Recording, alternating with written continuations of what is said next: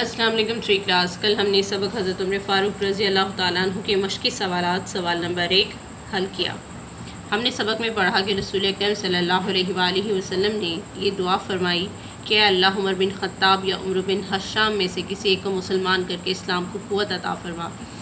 اللہ تعالیٰ نے آپ صلی اللہ علیہ وآلہ وسلم کی یہ دعا عمر بن خطاب کے حق میں قبول فرما لی.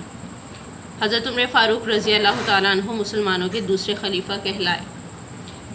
حضرت عمر فاروق رضی اللہ تعالیٰ عنہ بنو قریش کے ہی ایک معزز خاندان بنی عدی سے تعلق رکھتے تھے. آپ کا شمار پڑھے لکھے افراد میں ہوتا تھا. آپ بڑے بہادر اور روبدار شخصیت کے مالک تھے.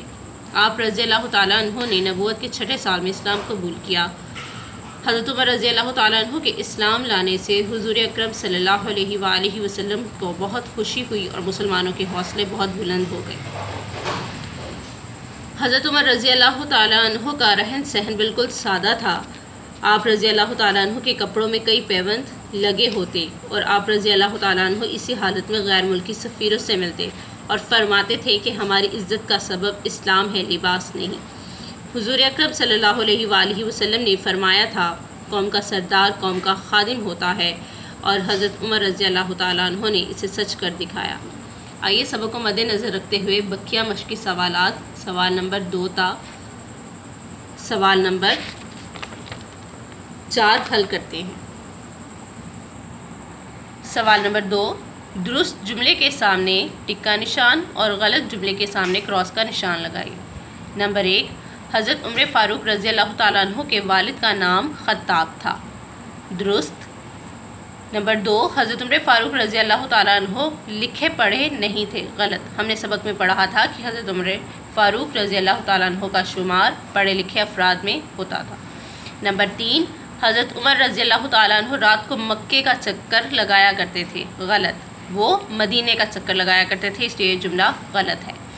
نمبر 4، آپ رضی اللہ تعالیٰ عنہ کی حکومت کا زمانہ عدل و انصاف اور خدمت خلق کے لیے مشہور ہے، درست. نمبر 5، حضرت عمر رضی اللہ تعالیٰ عنہ کو بیت المال سے کافی زیادہ تنخواہ مل جاتی تھی، غلط. بہت کم تنخواہ ملتی تھی، اس لیے یہ جملہ غلط ہے. سوال نمبر 4، خالی جگہوں کو پر کیجیے. الفاظ دیکھیں، حوصلے، خادم، وقف، پیوند، شہد. 3 کلاس شہید لکھا ہوا ہے، آپ اس کو کٹ کر کے شہد لکھیں گے. نمبر 1، حضرت عمر رضی اللہ تعالیٰ عنہ نے اپنی زندگی رعایا کی خدمت کے لیے ڈیش کر دی، کیا لکھیں گے؟ وقف. نمبر 2، حضرت عمر رضی اللہ تعالیٰ عنہ کے اسلام لانے سے مسلمانوں کے ڈیش بلند ہو گئے، حوصلے. نمبر 3، آپ رضی اللہ تعالیٰ عنہ کے کپڑوں میں کئی ڈیش لگے ہوتے، پیوند. نمبر 4، ڈیش صرف بیت المال میں موجود تھا، شہد. نمبر 5، قوم کا سردار قوم کا ڈیش ہوتا ہے، خادم.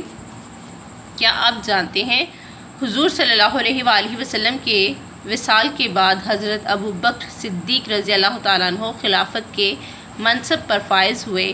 حضرت ابو بکر صدیق رضی اللہ تعالیٰ عنہ کی وفات کے بعد حضرت عمر رضی اللہ تعالیٰ عنہ مسلمانوں کے خلیفہ بنے، یعنی کہ حضرت ابو بکر صدیق رضی اللہ تعالیٰ عنہ پہلے خلیفہ ہیں اور حضرت عمر رضی اللہ تعالیٰ عنہ مسلمانوں کے دوسرے خلیفہ ہیں.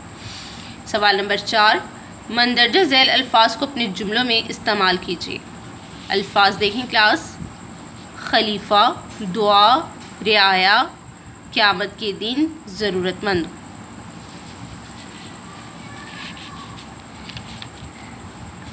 خلیفہ، حضرت عمر رضی اللہ تعالیٰ عنہ مسلمانوں کے دوسرے خلیفہ تھے. دعا، میں نے اللہ تعالیٰ سے بارش کی دعا کی. رعایا، حضرت عمر رضی اللہ تعالیٰ عنہ اپنی رعایا کا خیال رکھتے تھے. نمبر 4، قیامت کے دن، تمام مسلمان قیامت کے دن پر ایمان رکھتے ہیں. نمبر 5، ضرورت مندوں، ہمیں ضرورت مندوں کی مدد کرنی چاہیے.